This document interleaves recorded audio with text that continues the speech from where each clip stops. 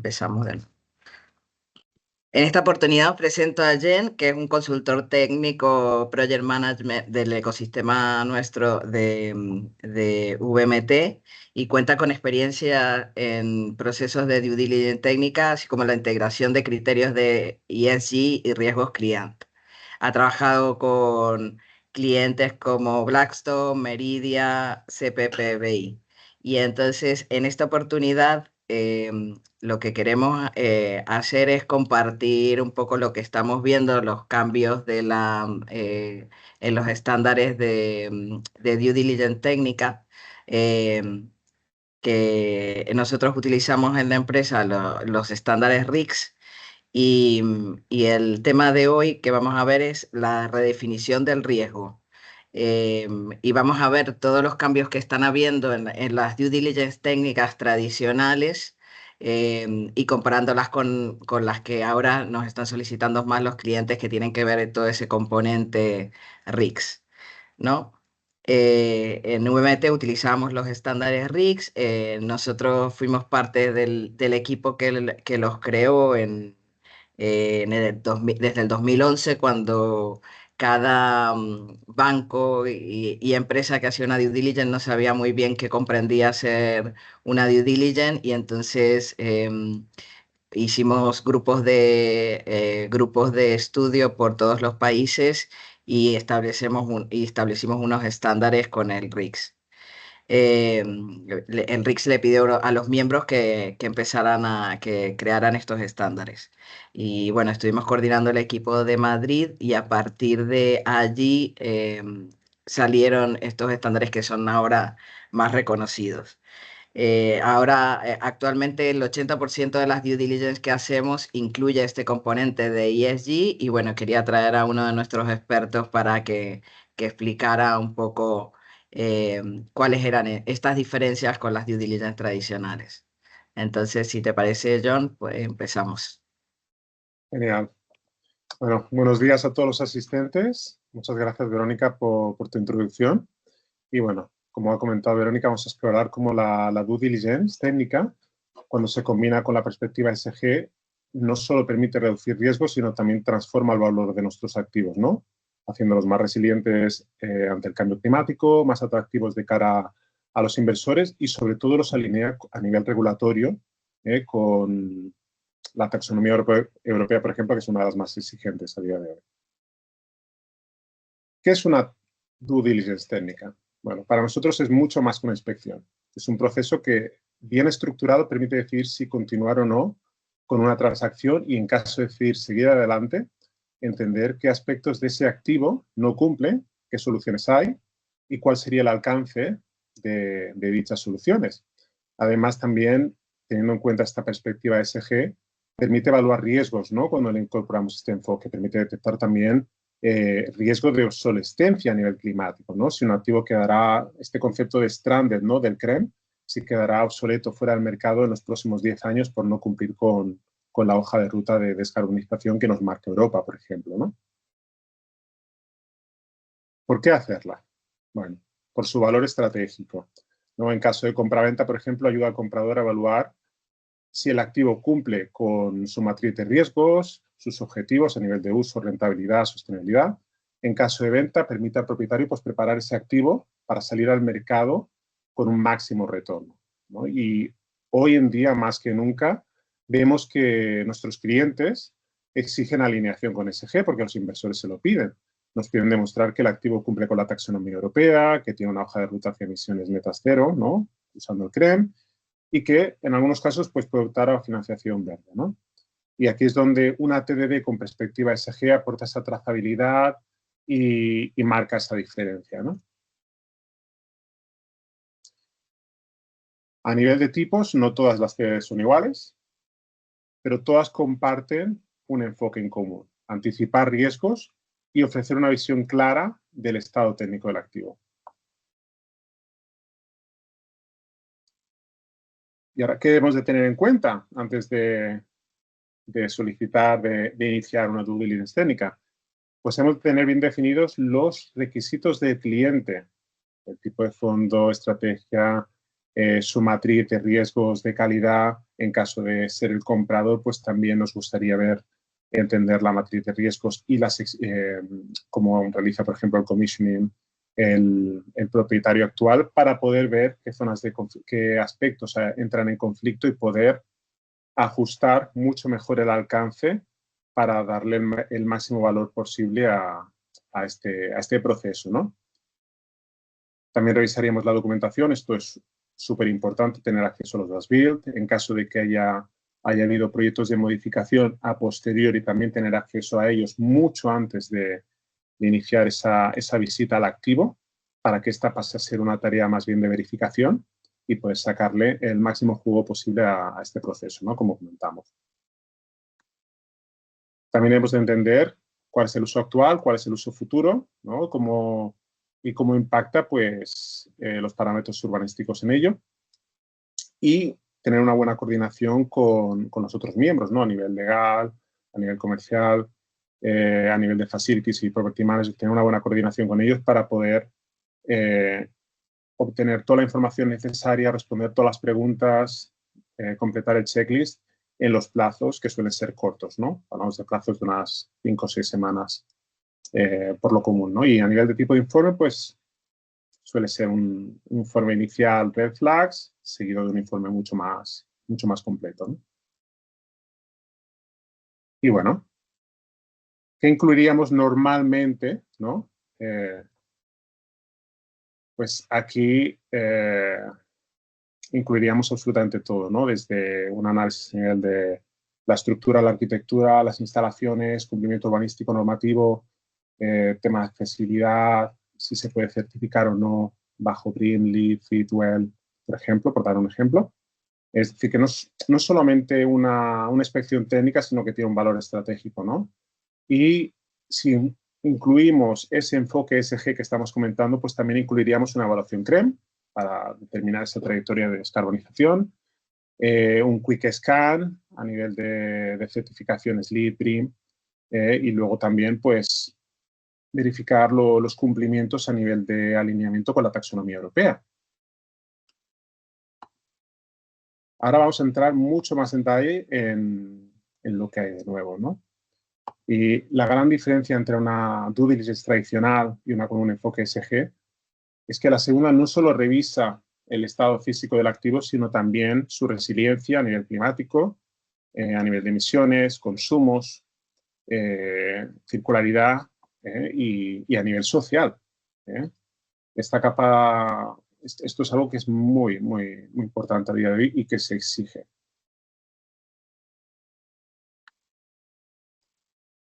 Una pregunta muy frecuente que estamos usando últimamente es si puedo alinear mi activo o el fondo con la taxonomía sin hacer una reforma integral, ¿no?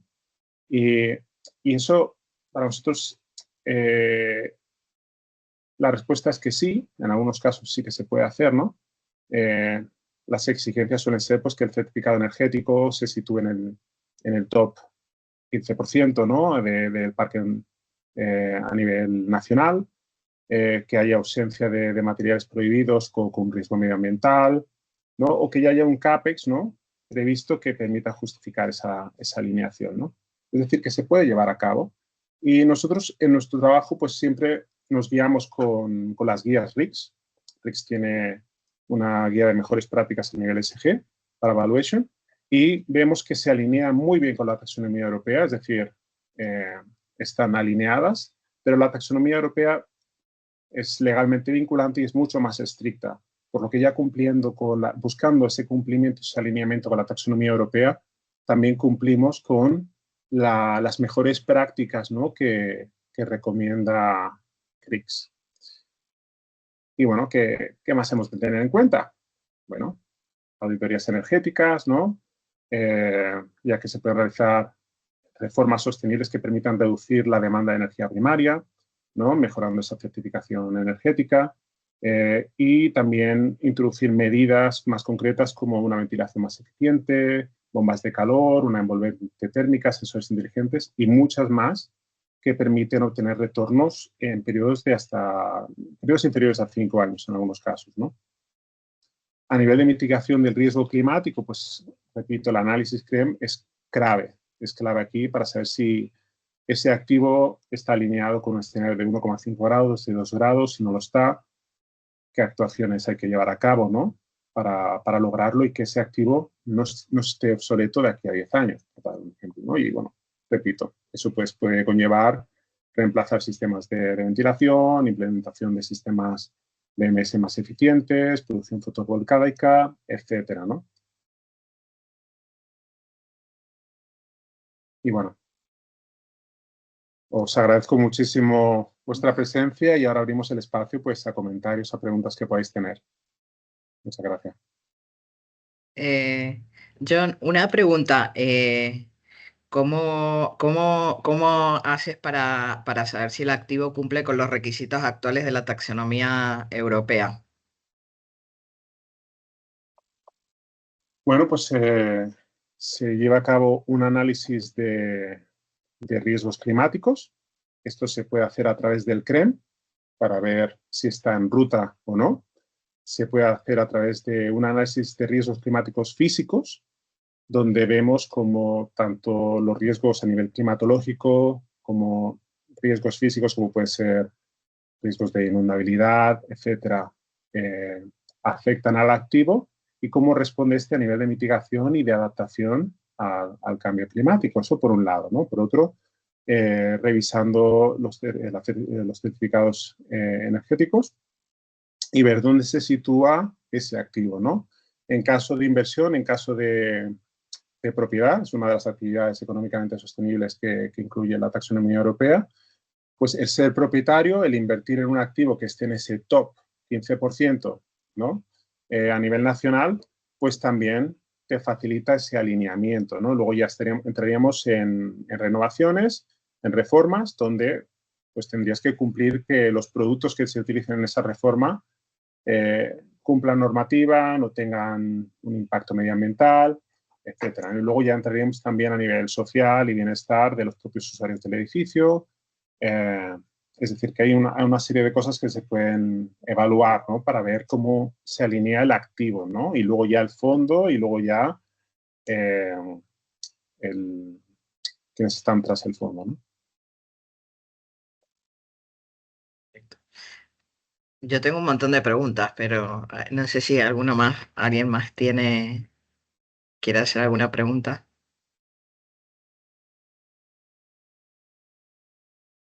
Si Eh, no puedo preguntar yo tengo un par de preguntas y me gustaría saber qué están exigiendo hoy los inversores institucionales en materia ESG cuando adquieren o refinancian activos. ¿Podrías contarme un poco más sobre ello?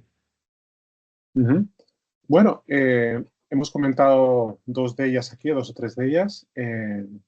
La alineación con la taxonomía europea es algo que les preocupa y es algo que piden, ¿no? Y para eso, pues claro, tenemos el tema de los certificados energéticos, los planes de adaptación climática, gestión de residuos del propio activo y cumplimiento con una serie de principios y salvaguardas que marca la taxonomía, ¿no?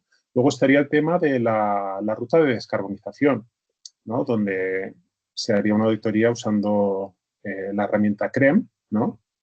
Para ver dónde se posiciona ese activo, cuándo, en qué momento alcanzaría esa obsolescencia y qué inversiones toca realizar para volverlo a esa senda, a esa ruta hacia 1,5, hacia 2 grados, ¿no? Luego la certificación sostenible, ¿no? LEED, y aquí es donde entra GRESB, ¿no? Que es más bien a nivel de portfolio, más a nivel de un fondo con 12 activos, por ejemplo, pues ver cómo se posicionan con GRESB, ¿no? Y esto es algo también que ya les preocupaba de antes, ya les interesaba de antes, ya tenía un valor para ellos de antes y sigue siendo importante. Y luego la transparencia en la recogida de datos. Aquí la gestión es muy importante. Cuando vemos lo de ESG, ¿no? Está la parte, la E, la ambiental, social y de gobernanza, ¿no? La gobernanza es muy importante, no solamente por el informe que tienen que presentar a final de año, sino porque tienen que asegurarse de que Facilities Property Manager hacen una recogida de datos, ¿no? A nivel de consumos, a nivel de uso del activo por parte de los propios usuarios, que luego se pueda capturar en esos informes, se puede hacer un seguimiento y se pueden introducir mejoras, ¿no? En caso de ser necesario, ¿no? Así que yo diría que son estas 4 cosas: la transparencia, ¿no? Esa recogida de datos, la certificación sostenible en línea con GRESB, la auditoría CREM y el alineamiento con la taxonomía europea. Ok, Son los 4 puntos principales. me queda claro. Gracias, John.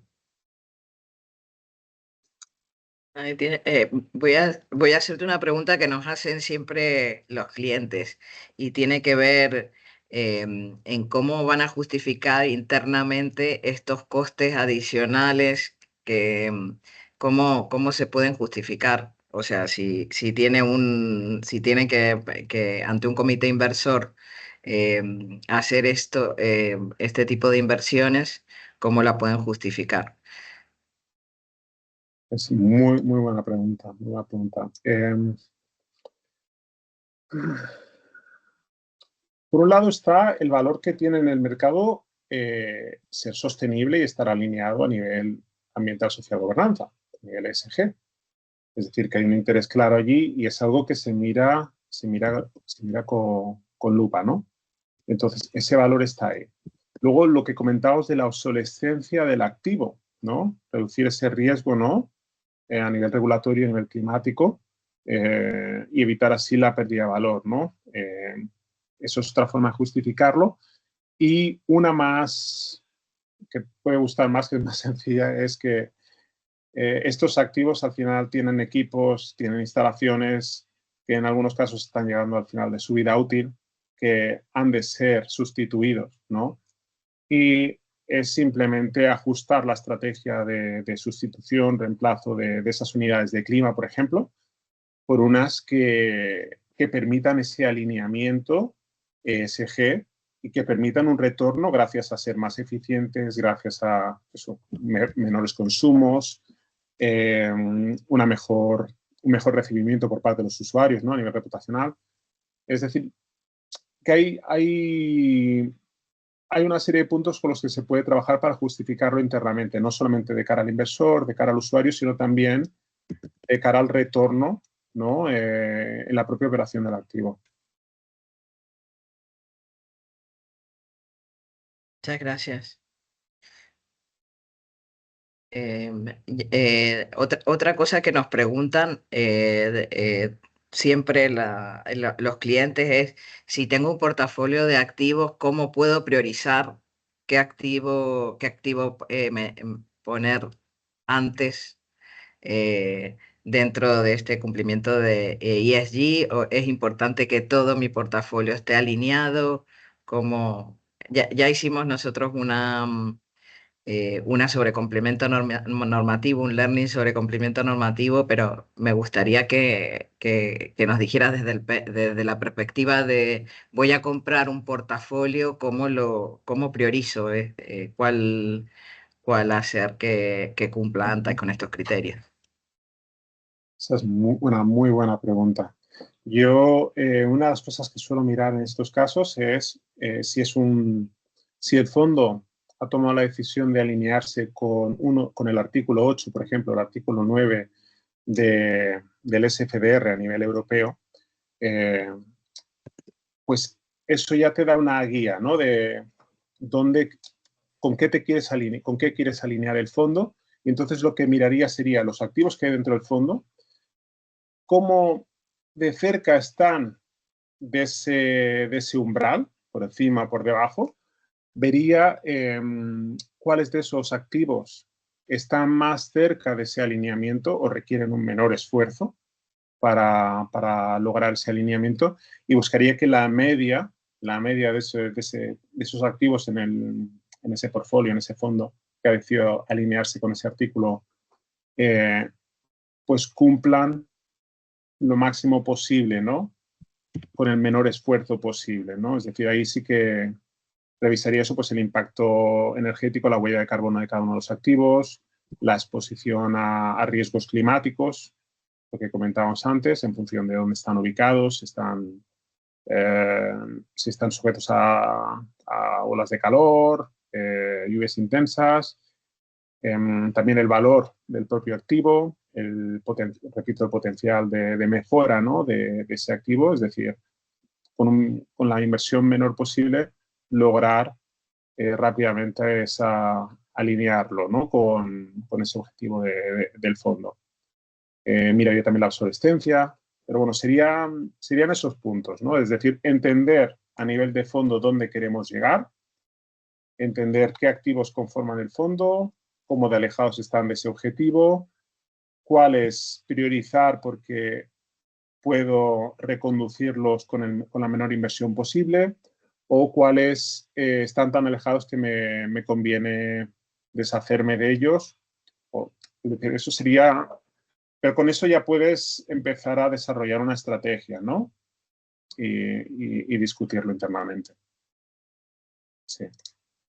Bueno, es mi opinión, ¿eh? Sí, vale, muchísimas gracias.